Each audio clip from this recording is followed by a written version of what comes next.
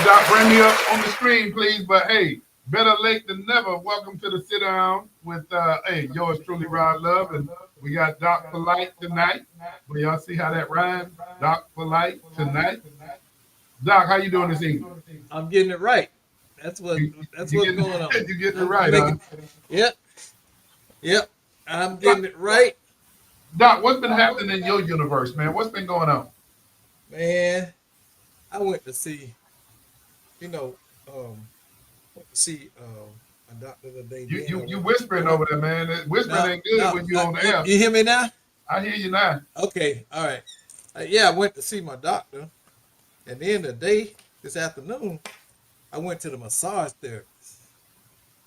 And Well, buddy, that's like an enjoyable thing, isn't it? yes sir, yes sir. I got straight. So So they gave you I'm feeling another good right now. So doc another feeling good good. clean bill of health. Yep. I'm Hey, I'm hey, just. Doc, I often hear you talk about the VA. Come on, man, give me some history on the VA. Did you read that part where I told you about that deny, hope that they die? But you know what, Doc, and a lot of people don't probably unfamiliar with it because I was unfamiliar with it.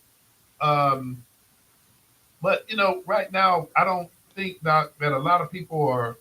I don't know if a lot of people have ever been really trusting of government.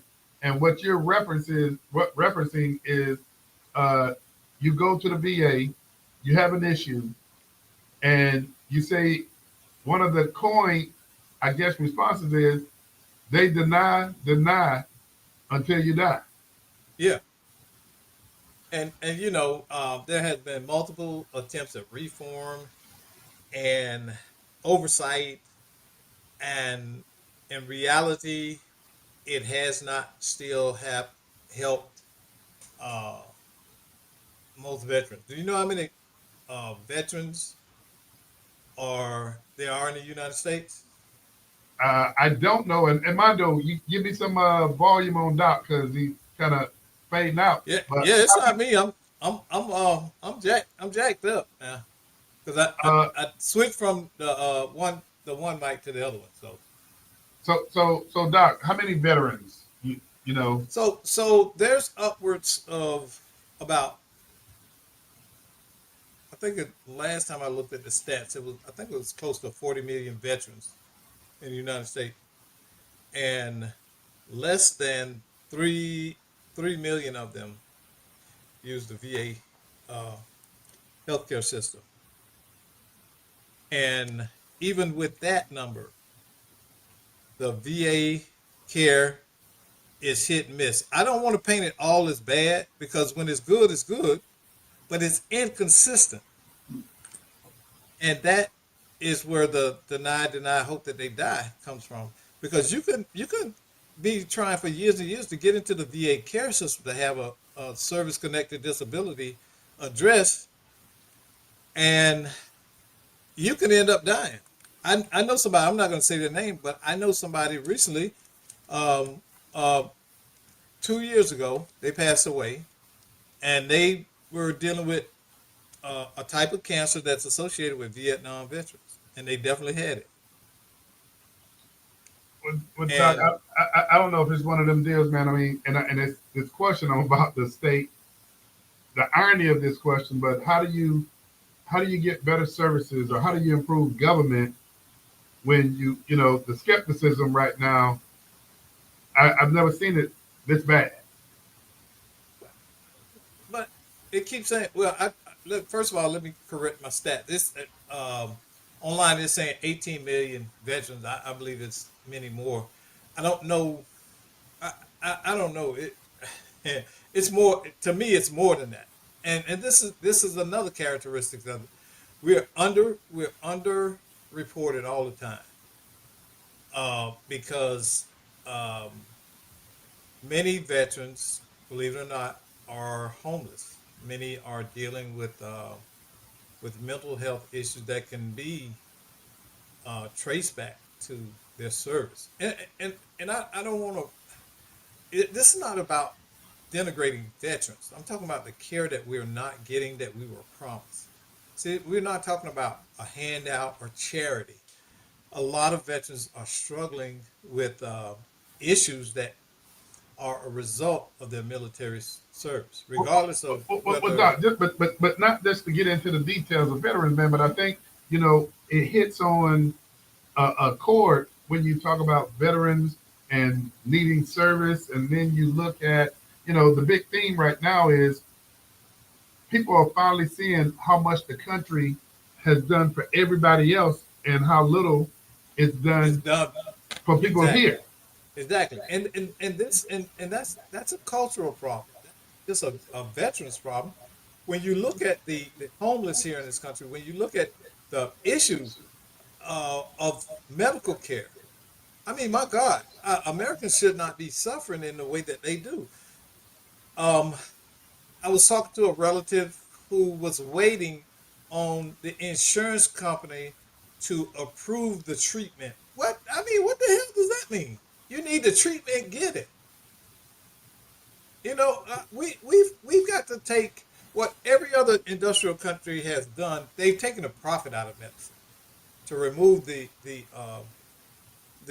desire to manipulate the system, and pretty soon the only people going to be able to um, get medical treatment in this country is going to be the wealthy. That's just the bottom line. I mean, what are we paying insurance for? I get it and I hear you and Doc again, man. I mean, I come back full circle uh, from the perspective that I think Americans have finally realized. I mean, everybody, I mean, suspected that we were doing some work around the world and that we were being gracious uh, to other people in other countries and helping everybody else's plight. But I don't believe Americans realize to what extent we've been doing that in comparison to what is that old saying about generosity starts at home? Hmm. But do you know this adage? Do you know that the number one um the number one deterrent, or the number one basis of national defense, is what? A healthy society. A healthy, educated society is your number one defense against your enemies. You understand? We don't have the national defense in that area. But I think And if you and look at and I'm not all that familiar. I'm very from a cursory standpoint. But you look at other countries and you look at how other countries not just take care of their veterans because I'm not familiar with that, but how other countries take care of their elderly. well, and exactly in many industrialized countries, you reach a certain age, and you get your medical care, your housing, and everything as stipends um, from the government. But Doc, And I don't think though it just I mean government is one thing, and I'm not all that familiar with that either. But from a cultural standpoint, Doc, you can also see how other cultures take care of their seniors, take care of their elders. Um, Here, I mean, you can see some of that here, Doc, but you don't see it like you see it in other countries where they mhm, respect their elders, they take care of their elders. Um, I don't know, man. It's just we're different. think about this. Okay, we talk about healthcare, right? This is the argument. Military readiness. A country can't fight wars or respond to threat with sick, injured, and chronically ill citizens. Nearly 70% of young Americans are ineligible for military service, largely due to health issues, obesity, chronic illness, and mental health. See, you going in, and I'm looking at a whole different other animal because Doc, I'm going to stay on the fact that from an economic perspective, I don't think from a governmental perspective we're drilling down and taking care of what we need to take care of. From a cultural perspective, when you get a little bit more up close and personal, um, I don't know, man. Just in my family, I mean, we talk, man. You respect your elders, and I remember my auntie Hattie Mae.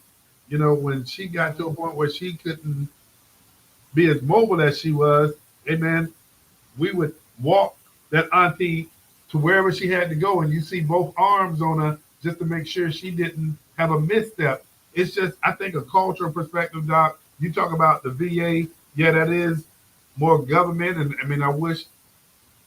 Hey, you know what, Doc? Let me back up and say this to you. Why do you think people go to Disney World? For the rides? Mm-hmm. They go for the experience, Yeah. and I think people have too many adverse experiences when it comes to um, how. I mean, just what you said. I mean, when you look at your engagement with government, man, I don't know how we make it better. Yeah. Okay. I'm glad. Ask Doc. That's what we're gonna. I'm gonna start a segment. Ask Doc.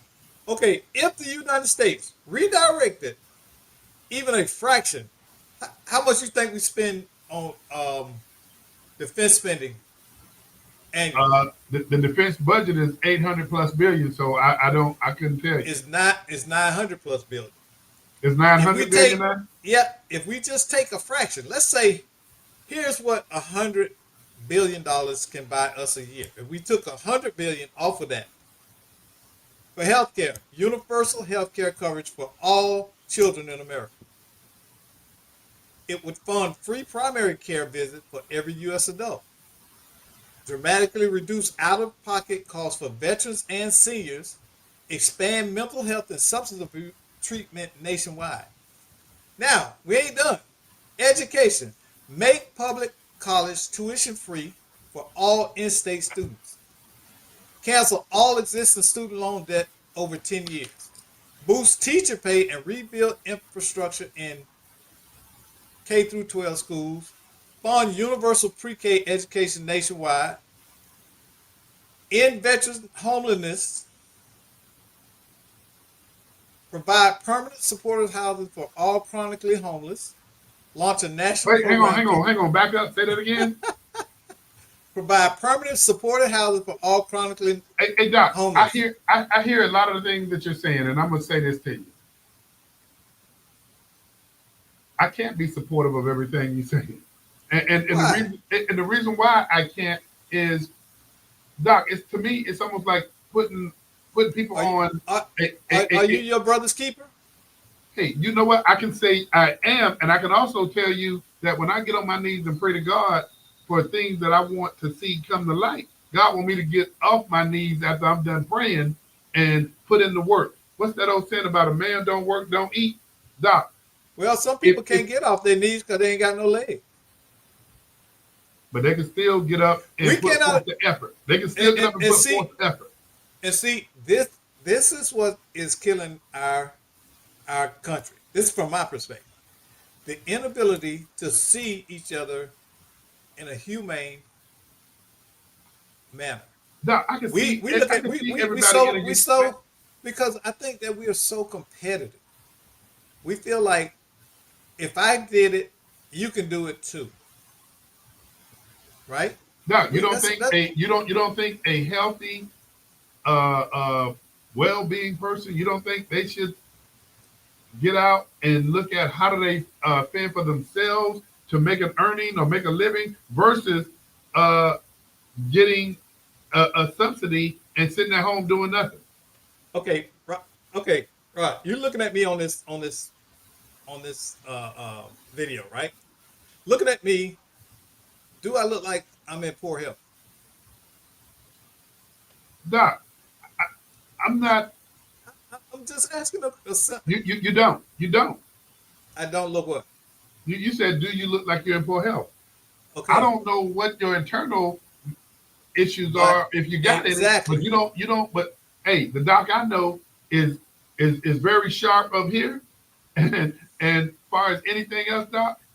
I see you as an individual who still has the ability to navigate and do what it takes, Doc, to feed yourself. Well, yeah, that's called tenacity.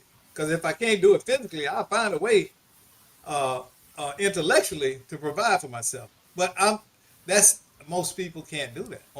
I'm not saying that I'm exceptional, but most people aren't there. You know what I'm saying? They can't sit there and invent stuff and come up with stuff like you and I. How many rods would? How many people out there could invent what you invent? Not one program. You've invented what, three?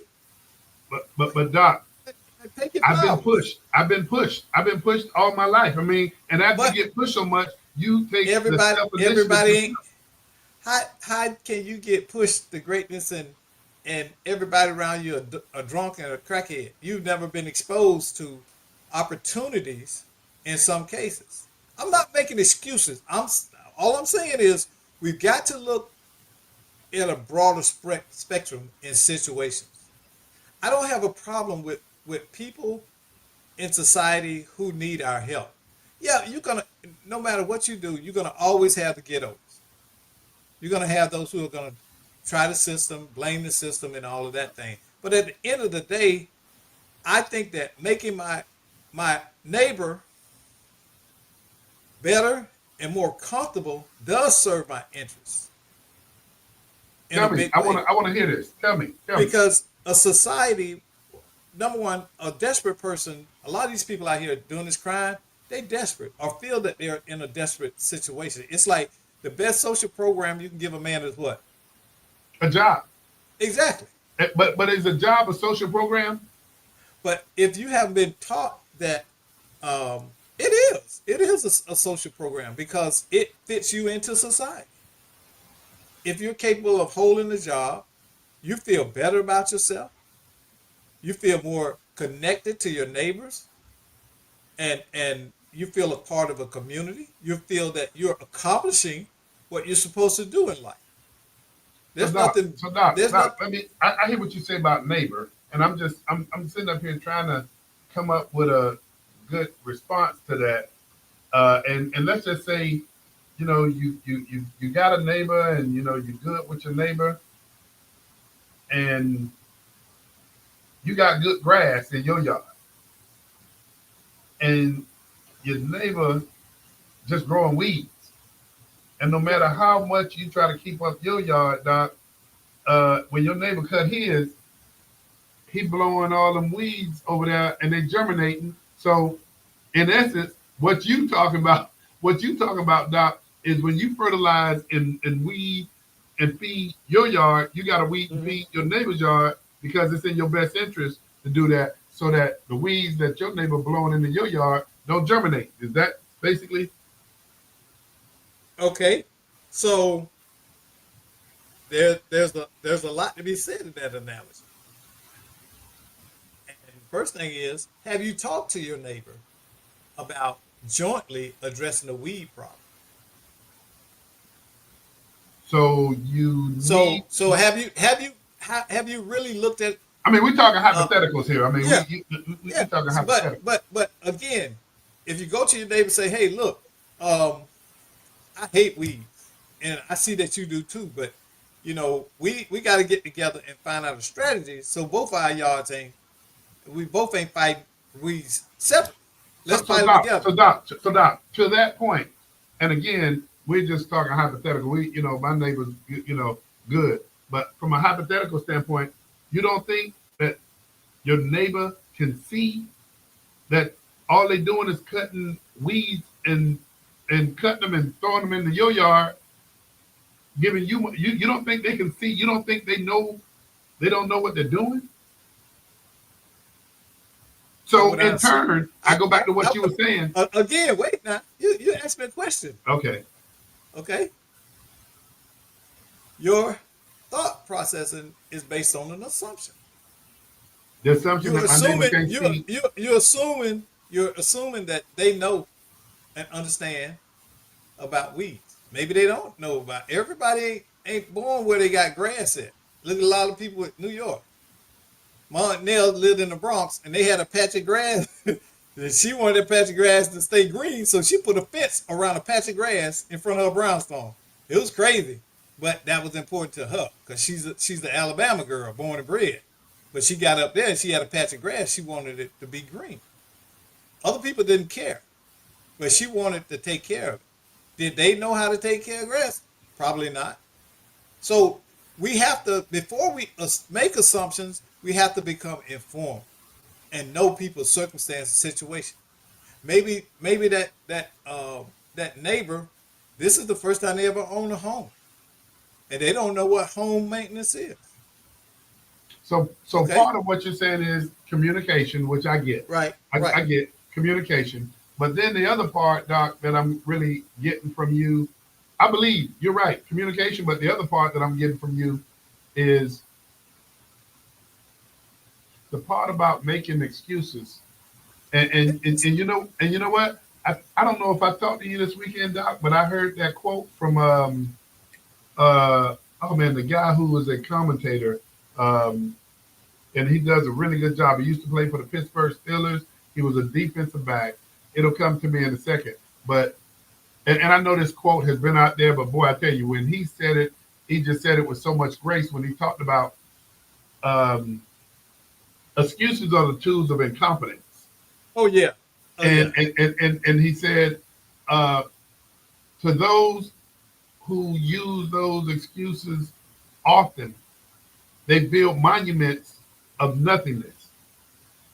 And he really laid it down from the perspective, man, that we all can use excuses.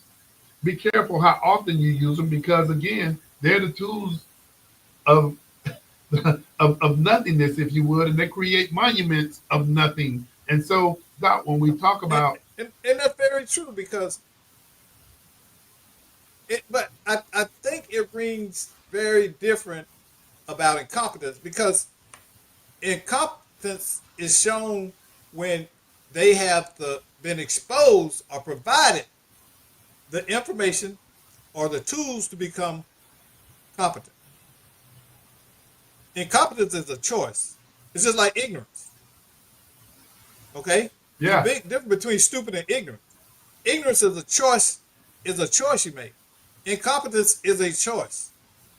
but That means that you've been exposed to the ability to do something and you just didn't care. You excuses chose versus taking responsibility. exactly like we deal with routinely with government agencies in a local capacity. Okay, it's incompetence because they know better. They know better. They know how. They choose not to.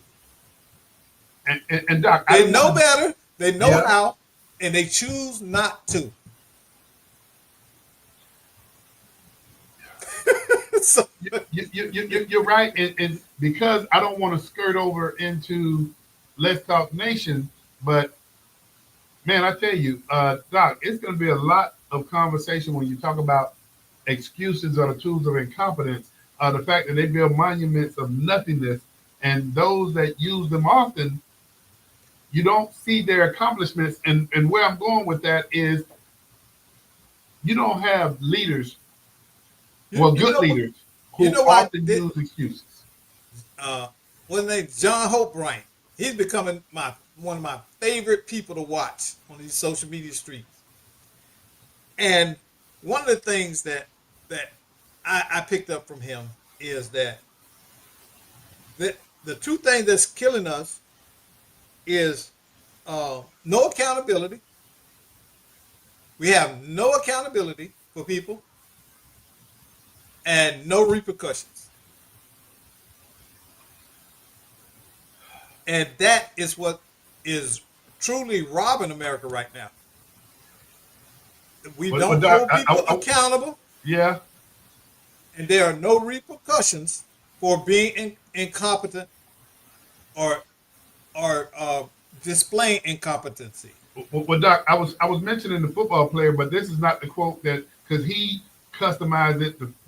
He made it his Yeah, own. But when you talk about excuses are the tools of incompetence, used to build bridges to nowhere and monuments of nothingness, and those who use them seldomly specialize in anything, and I think that Exactly. says it all. Exactly. They don't, and that's their right, and that's their product. That is what they produce. Nothingness. Man, Nothingness. And it's like playing a checkers tournament with one checker. You just moving it around the board, back and forth. You move it, they move it. You move it, they move it. It's busy work. You go. I, One thing about me, I would never work for a government agency again in my life. but don't say that, It- Doc, because yeah. Because you could actually be a change agent, Doc. no, Rod, no. The culture in most of them are just is just awful. But you And can go in and I've worked at the state level, and I worked at the local level, and two different two different states. And I can say this with certainty. I saw more waste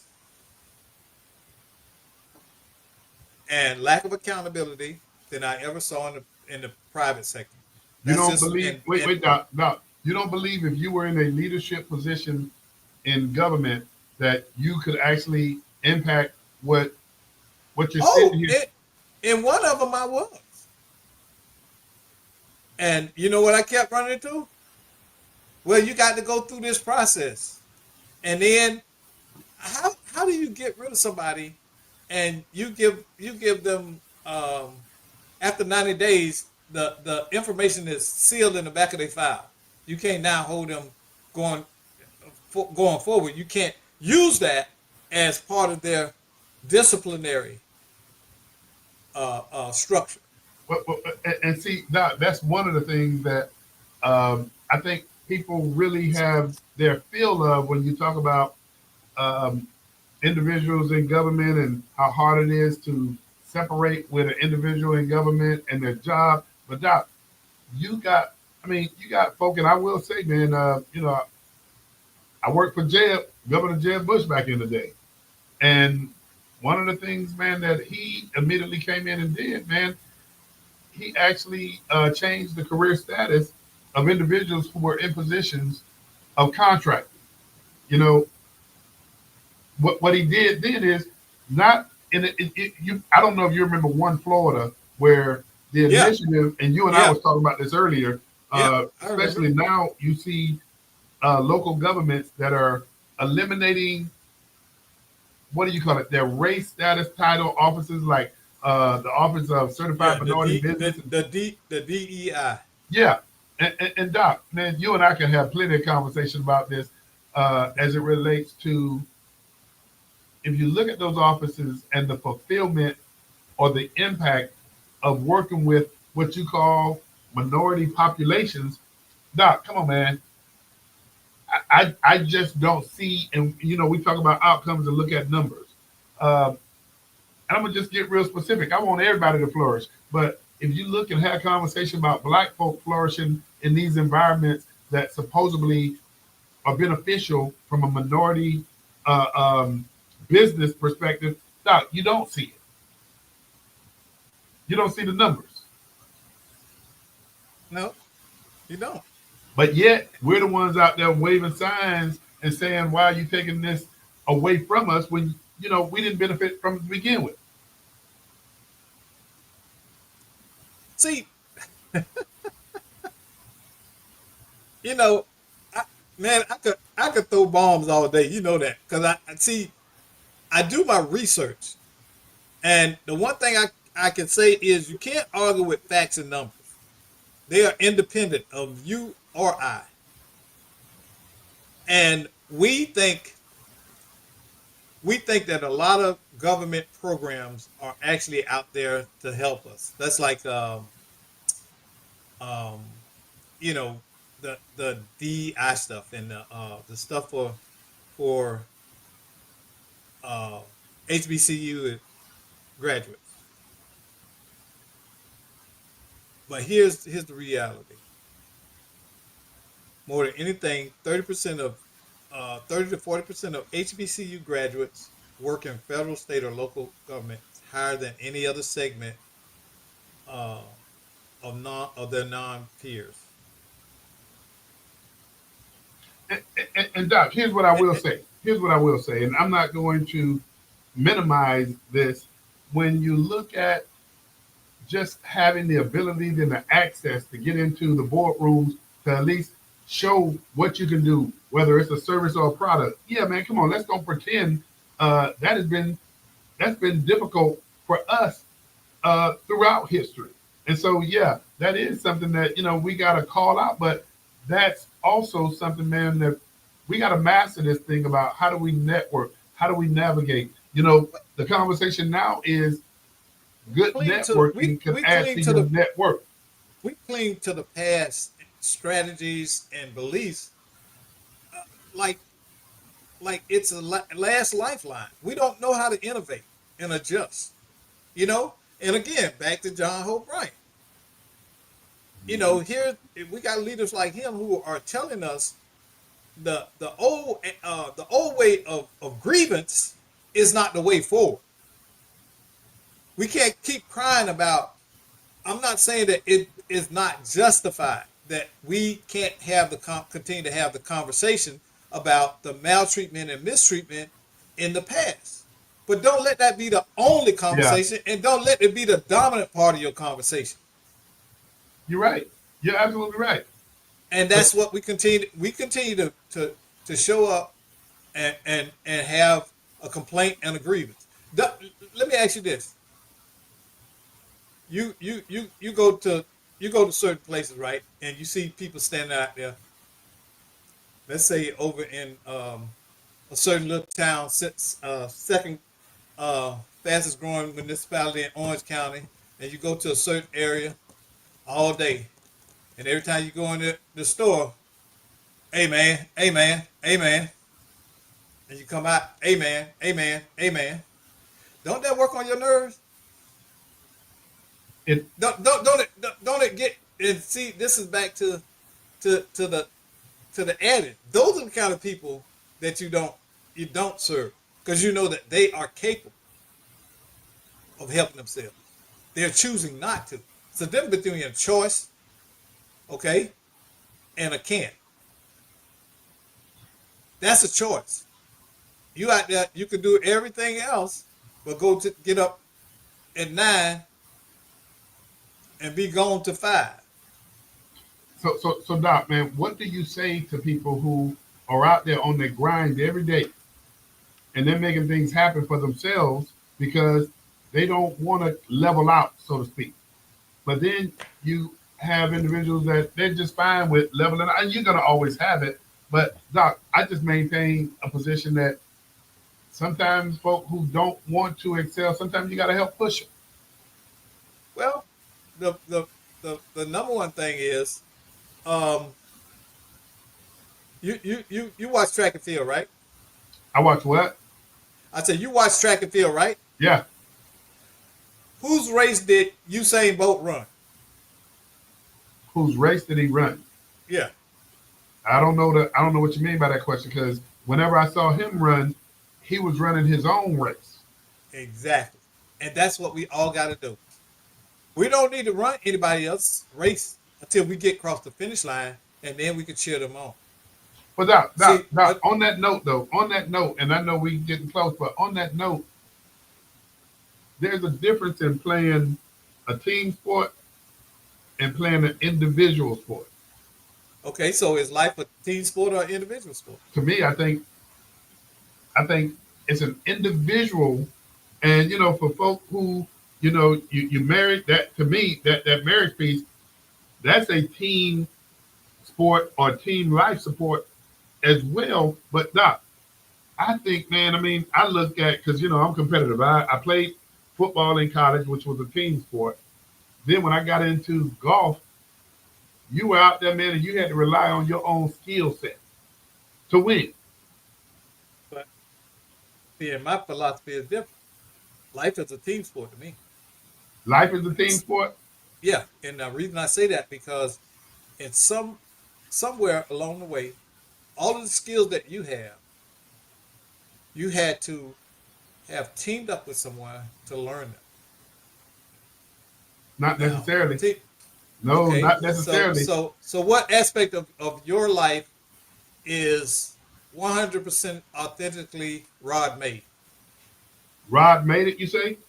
Rod made, meaning you did it all by yourself. What there was nothing there to um, to steer you, Well, provide you, see, uh, uh, or well, hold up. it, it, See, Rod was observant. Rod always had this fire and passion in him to excel. What Rod but would also do is I would look to emulate those that I deem successful or those that I deem, you know what? I would watch folks. And when I got into the business sector of my life, I was sitting back watching how certain but people move. how did you get in that place to watch? How did I get in that what? How did you get into those places to watch? One, I was humble. That's the first thing. No. Ain't nothing wrong with being humble. You can be as humble as you want. But how did you get into those spaces so you can observe what to do? So you're looking to, You form what? You you're looking that I you had to so get you access access to what? to The people. people. Yeah. So that's team. You didn't do it That all ain't on that. your own. Okay, we gonna agree to disagree That because is no, because if that you wasn't a had team. that is they open an opportunity. It's working together. It means that you didn't do it by yourself. And I some did do it, but you know what, Doc? Not only humble, but I had to also be prepared. People had to see that I was prepared to go into those different areas of my life. exactly. They had to feel a level E- of confidence exactly. with me, and I had to work at that. And then, Doc, on top of that, folk weren't going to allow you access, and then you go in there and embarrass them. You know, okay, and I'm laughing because you know me, we don't went through the wars, and I'm thinking about a certain person. I say, Rod, don't open that door for them because they, you know what I'm talking about. And you know, And and and we Joe both, Hart was so good toward this person, and I said, what? I said, don't do it. I said, because they ain't ready for some of those this lessons, stage. some of them lessons you got to just learn. And and you know what I'm talking to. They Yeah, run yeah, around but with some of them lessons you got to just learn. You know, exactly. Hey, I have had the same one. My wife done looked at me sideways like, I told you. So, but our hearts are in the right place. And sometimes that happens to us all. We want something more for a person than they want for themselves. yeah, yeah. And You and, and it's because we may identify with what they're struggling with or the opportunities or you could that have we seen had. yourself in that person. Yeah, exactly. You Yeah, know, exactly. So we're not wrong for doing it. We're not wrong. But we have to try. yeah, I've learned one thing I've learned in this season of my life is grace. Extend people to grace. grace and Give mercy. give give them the grace until you know better.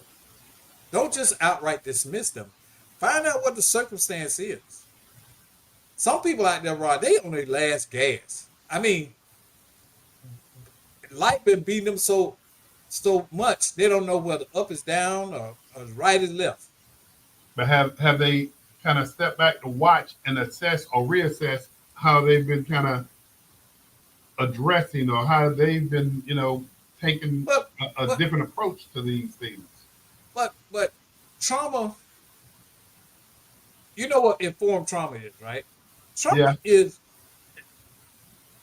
trauma is easily recognized when you've been traumatized. It's familiar. It's like an old house coat or a comfortable pair of house shoes. You slip into it so easily, you don't recognize that you put them back on. And that may be running back to a circle of friends, uh, using a substance abuse, or going back into a relationship because you know how it feels and it feels familiar, and it may just give you a distorted sense of comfort. You're willing to go back into it. but So but but we're but that but that is why, and you and I had this conversation. Circles matter. Yeah, yeah, And absolutely. while we talk about circles, we can break it down to associations matter. And you know, I'm gonna bring us to this, Doc.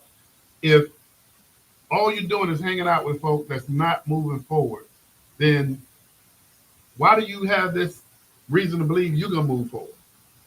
It deals with the circles you associate yourself with. Your trajectory is easily compelled if you're in circles where everybody's always thinking about what their next move is, how they're gonna come Because up. because a lot of people are afraid to be alone.